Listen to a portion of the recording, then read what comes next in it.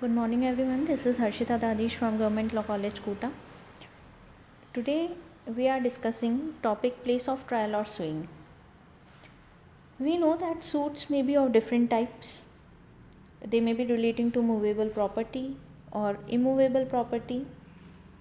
They may be based on contract or torts या matrimonial proceeding से related हो सकते हैं, अकाउंट से रिलेटेड हो सकते हैं. तो subject matter may be different.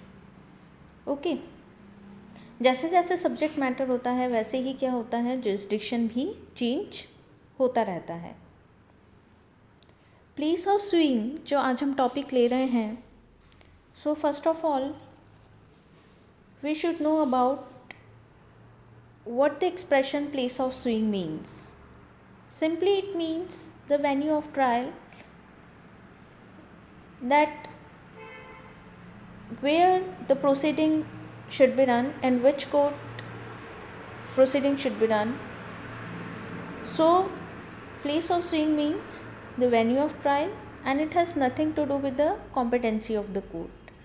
Okay, section 15 to section 20 of Civil Procedure Code regulate the forum और द इंस्टीट्यूशन ऑफ सूट, कि एक सूट अगर फाइल करना है तो पार्टी को किस कोर्ट में सूट फाइल करना होगा. तो सेक्शन 15 से लेकर सेक्शन 20 तक हम प्लेस ऑफ सुइंग को डिस्कस करेंगे.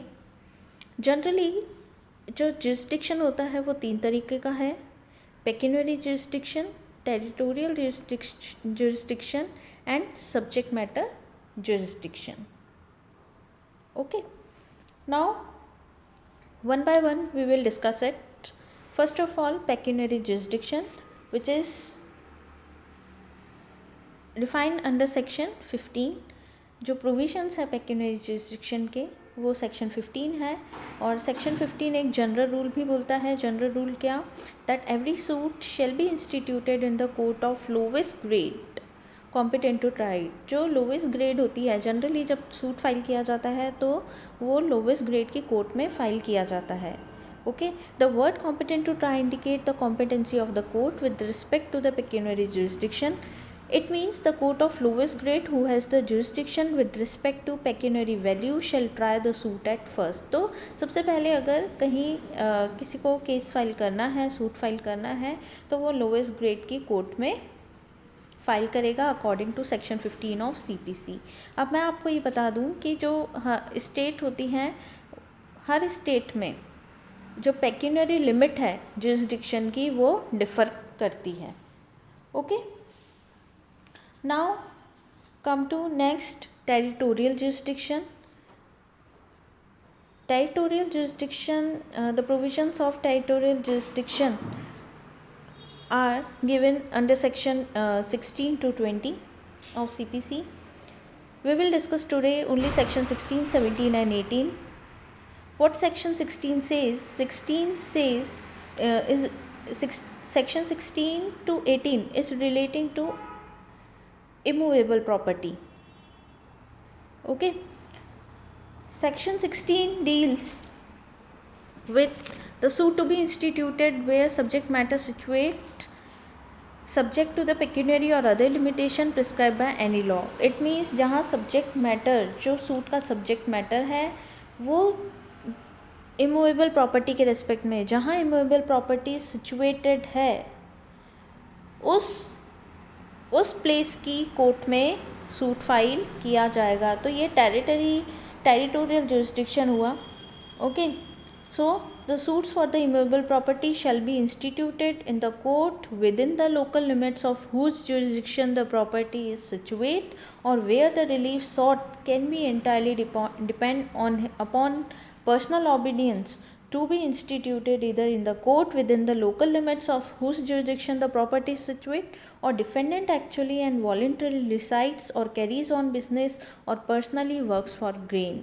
तो 2 तरीके की बात यहाँ पर हम देखते हैं सेक्शन 16 में, जहाँ प्रॉपर्टी इमूवेबल प्रॉपर्टी सिचुएटेड है या तो उसकी लोकल लिमिट में आप केस फाइल कर सकते हैं, या फिर जो डिफेंडेंट है ओके वो जहाँ पर एक्चुअली रिजाइड करता है या फिर अपना बिजनेस करता है तो उस प्लेस पर भी केस फाइल हो सकता है.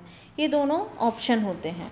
Okay, Now, when we discuss section 16, then we had to notice here that there are 5 clauses A to B, जहाँ इमूवेबल प्रॉपर्टी के सब्जेक्ट मैटर को बता रखा है. Clause A is relating to the recovery of immovable property with और without rent और profits.